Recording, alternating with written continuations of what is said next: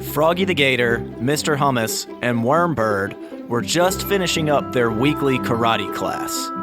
Daddy the Gator had come to pick them up that day, like he did most weeks. "How was class, boys?" Daddy the Gator said. "You know, I'm so proud of you guys for starting karate together. Learning a martial art is important to help develop self-discipline, self-confidence, and self-defense. Keep it up, guys." "It was great," said Froggy, and they were just about to load into Daddy the Gator's car and head for ice cream, which was their weekly ritual after karate class, when Mr. Hummus noticed something peculiar. Their sensei, a kindly older gentleman named Sensei Gamoda, who had been running their karate dojo for decades, looked a bit upset. Upon closer inspection, the boys noticed their sensei's eyes focused on a glass case in the back of the dojo. The case usually held the sacred Jade Katana.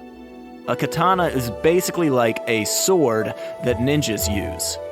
This was an artifact of immense importance to Sensei Gamoda, and he often spoke about its power and significance at length during their karate lessons.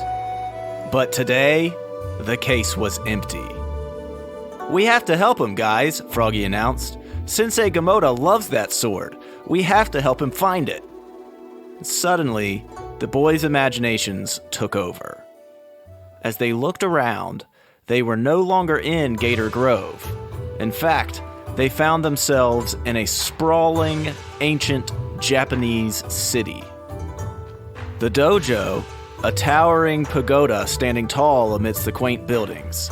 People were bustling around, going about their daily lives in the ancient city, pushing carts and selling wares, all unaware of the fact that the sacred Jade Katana belonging to Sensei Gamoda was missing.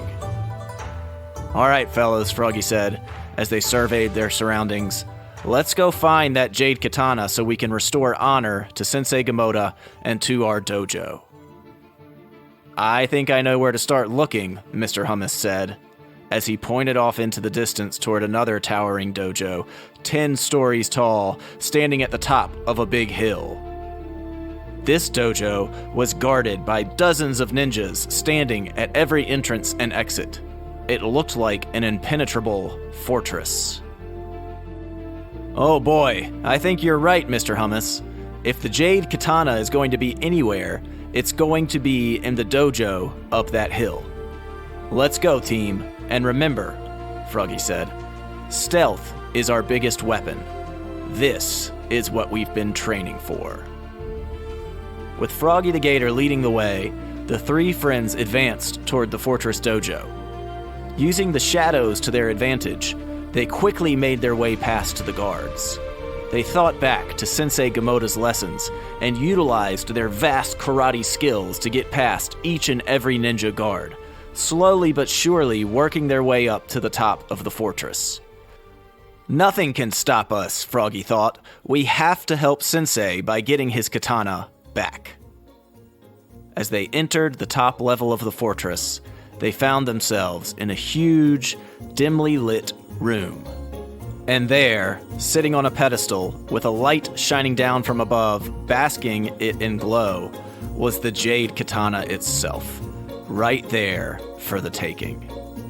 "That's it, guys," Froggy said. He could hardly believe their luck. After fending off a fortress's worth of ninjas, they had found what they came for.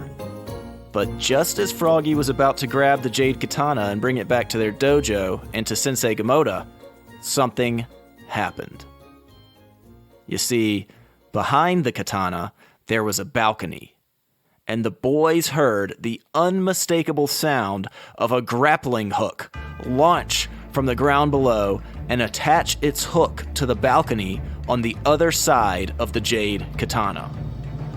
And then, as quickly as the grappling hook itself, flew up none other than their old nemesis, Ninja Master Gershwin. Ninja Master Gershwin did a ninja flip over the balcony and landed right behind the Jade Katana. "Well, hello, boys," Ninja Master Gershwin said. It looks like you think you're going to be taking away our new katana, but you are sorely mistaken. This Jade Katana belongs to us now, the Gershwin Dojo, and there's nothing that anybody can do about it. Froggy, Mr. Hummus, and Wormbird were not deterred. We won't let you keep it, Gershwin, declared Froggy. Boys, it's time to use our secret weapon. It's time to use the art of the shadow. The art of the shadow was a secret technique that Sensei Gamoda had taught the boys in their karate classes. And working together, the boys combined their strengths and launched into a swift and simultaneous maneuver. Wormbird took to the air, his wings carrying him high above Ninja Master Gershwin.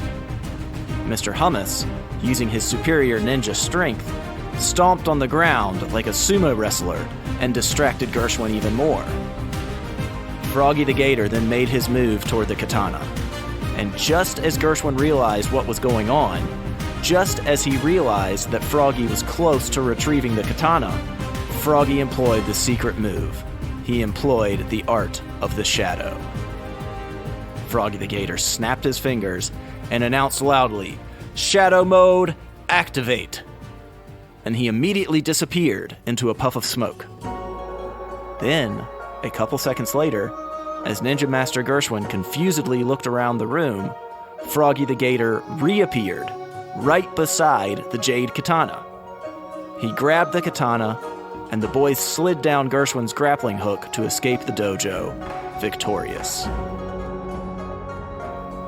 Back on the ground, the boys celebrated. "We did it, fellas," Froggy said, holding the Jade Katana up high. And suddenly, as quickly as it had appeared, their ancient Japanese city world faded.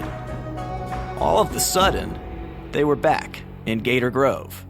They were back in their old dojo, and they were back with Daddy the Gator, who was waiting to take them for ice cream. Then Sensei Gamoda appeared. He saw Froggy holding his priceless Jade Katana. "Oh my! Thank you, son," Sensei Gamoda said. "I see that you found my katana. I had taken it out of its case to polish it, as I do every few months, and I wasn't sure where I'd placed it. So thank you, boys. Thank you for returning this priceless artifact back to me." "We'll never let you down, Sensei," Froggy replied, and he bowed as he handed the katana back to Sensei Gamoda. After that, the boys just looked around at each other, knowing that they'd done a good thing that day. Then, they all got in Daddy the Gator's car, and they went out for ice cream.